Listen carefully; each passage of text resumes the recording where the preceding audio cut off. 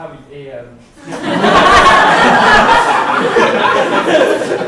les performances sont en anglais, j'ai traduit les textes, donc les textes sont projetés en français.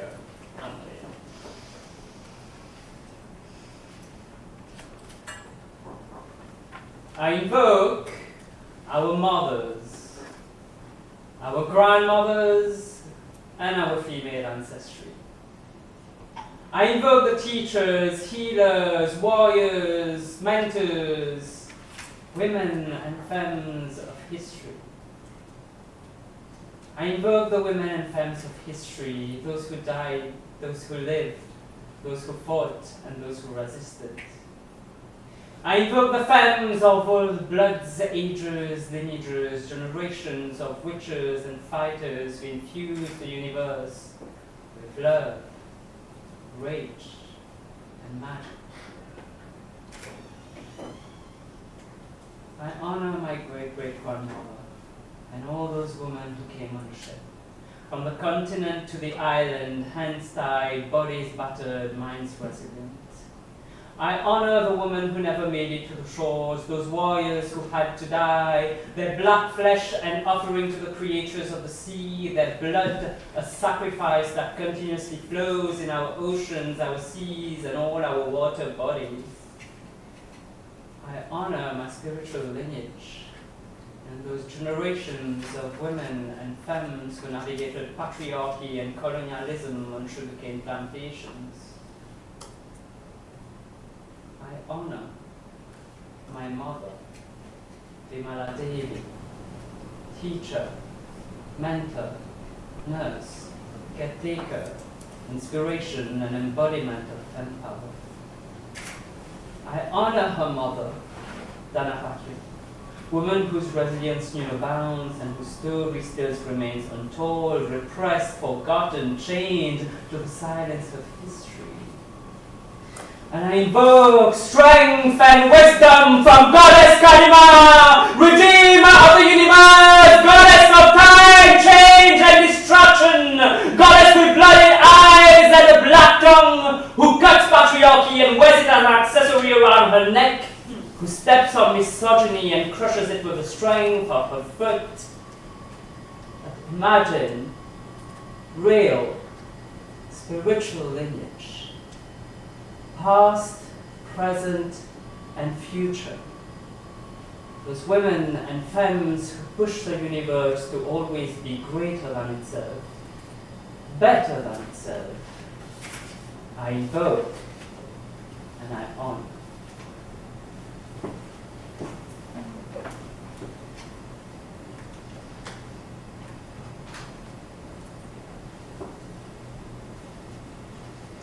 When I tell my mother that I am trans, her lips wobble a minor tremor, but her silence does not span the 3 decades of my life. She smiles with compassion, she speaks her golden heart, soft, warm, welcoming. Her eyes cast a resilient glow. She does not need to tell me about our history. She does not need to tell me about our history because our lineage is one of silence. Our lineage is one of silence that we weave in between our intimacies. But her body, her brown, exhausted body speaks in of her childhood. I see in her old eyes the dirty gullies of portraits, grey, dusty and stifling under the burning sun. I see in the drooping ridges around her cheeks the cold embrace of banyan trees when the summer heat became too heavy to bear. I see in the shakiness of her lips melted dough gluing itself to her 8-year-old feet. In the streets of the capital, poverty was a sticky business. Melted blackness stained itself to the soft skin of childhood. I see in my mother's shiny forehead, in those beads of sweat that placed themselves evenly on her skin, a child pushing a putu cart. Gato putu, that cake that her godmother made diligently with freshly crushed coconut and ground rice, and that she pushed in a cart every single day of her life, all the way to City Center. When I look deep into the battle trenches under my mother's eyes, I see copper coins shifting hands, churchgoers, beggars, sex workers, children, faithful and unfaithful, unwrapping sweet wine, coconut brown rice cake from the humidity of newspapers. They dip it into hot black tea, an everyday ritual of my mother's childhood in city center.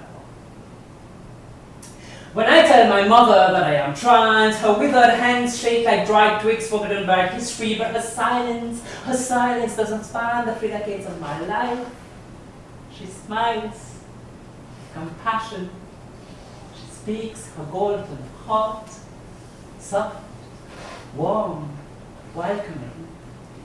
Her eyes cast a resilient glow, and she actually tells me, it's okay, Kama, don't worry, people like you have always existed. Her heart beats ghost images, fragmented narratives frame her haunted soul. She tells me that we come from a history and a culture where the women man and the men women have always existed. She tells me that those people are present in all our myths and our religions, in our everyday life, and for as long as she can remember. Viejimun, the elders, they always spoke of the men women and the women men. My mother then tells me that she apparently spent her childhood with a neighbor who was of my kind. But she then closes her heart. She stitches it back to darkness. She frets the unspoken between our bodies because our lineage is one of silence. Our lineage is one of silence that we weave in between our intimacies. But everyday sins. I dream about my mother's childhood, and I dream of that neighbor, this person who was of my kind.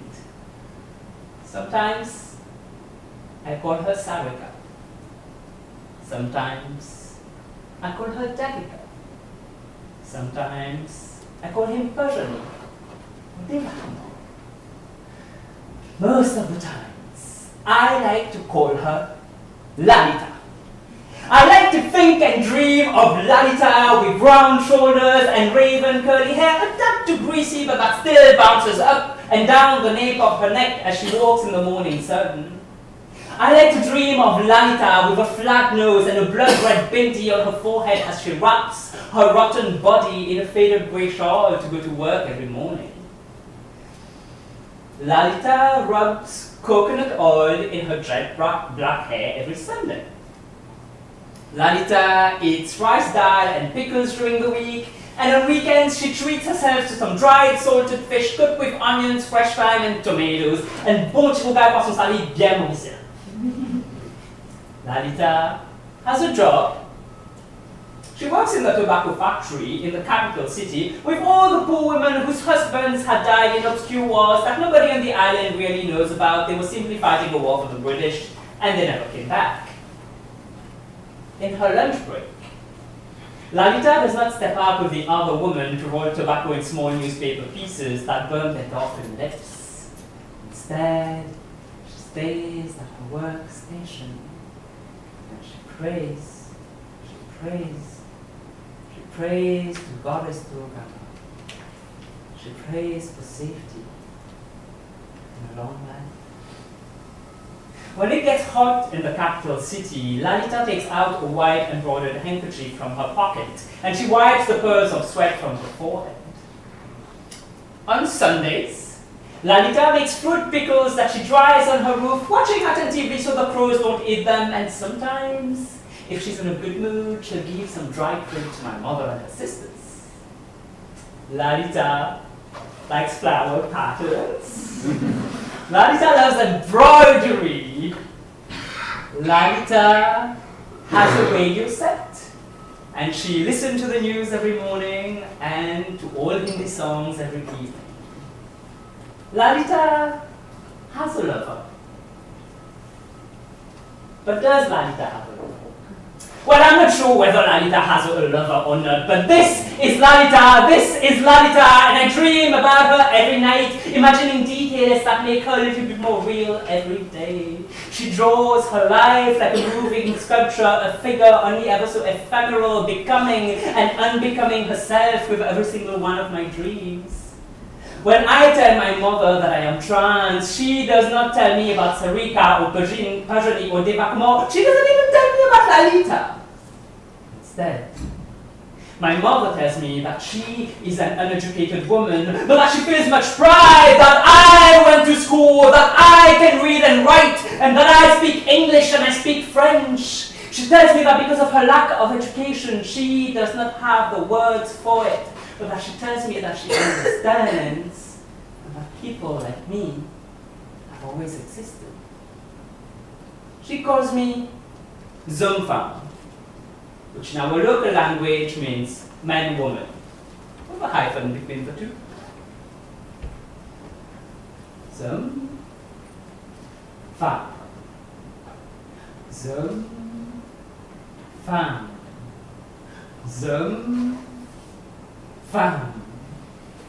I take pleasure in being a zum femme, a man-woman being neither zum nor femme, and yet being both and being none, navigating this middle passage in the space between zum and femme, the interstices where travelers like me find their truth, the undefinable space that structures my diaspora, the hyphen that holds and wraps my gender experience. Zum, femme, zum, femme, zum, femme. My mother then tells me that I shouldn't call myself a zum femme, that she is an uneducated woman and that she doesn't know those things, but that she's happy, that I have an education, that I can call myself trans, that I have the words and the language to name and describe the discomfort of my gender, and the constant shiftiness of wanting to tear off my skin, and along with my skin, my birth certificate, my passport, and all those other state-sanctioned papers that dictate my gender. But deep inside of me, there is a voice. Deep inside of me, there is a voice that speaks in the uneducated vocal tones of my mother, and this voice embroiders itself from pore to pore onto the surface of my skin. There is a voice that doesn't have the words or the vocabulary, but that reverberates goodness and music into my body, my heart beating the drums of my ancestors. There is a voice that did not go to school, that does not speak English and does not speak French, and yet echoes wisdom and truth in my bloodstream, like the waves of the ocean, the one that witnessed the loss of our languages. And that voice speaks to me, and that voice tells me in the uneducated tone of my mother that I do not need an imperial language to define myself, that I do not need to be trans in English and in French, that colonialism has already wrapped itself like a knot around my vocal cords, and even though our lineage is one of silence, even though our lineage is one of silence that we weave in between our intimacies, this voice exists deep within, this voice exists deep within, and it speaks like my mother, like my grandmother, like my great-grandmother, like my great-great-grandmother, like all those women and femmes who fought to keep our language alive and to pass it on from generation to generation. So mother, I will listen. I will listen to your uneducated voice. I will listen to the voices of our ancestry, those that dictate that I speak out loud. And when I'm done tearing off my skin, and out of my skin, my birth certificate, my passport, and all the other state-sanctioned papers that dictate my gender, I will take every single piece of torn skin and paper, and I will paint them in gold and string them back together with melted diamonds as I so desire. And I will build a fierce femme armor that I will celebrate, an unbreakable and unshakable object of love that I will hold together with respect and dignity. And I will call this armor Zum Femme. When I tell my mother that I am trans, her lips wobble a mild tremor, but her silence does not span the 3 decades of my life. She does not need to tell me. She does not need to tell me about our history. It's our language. It's one of a secret language. Our language is one of a long lost secret language that we weave in between our intimacies.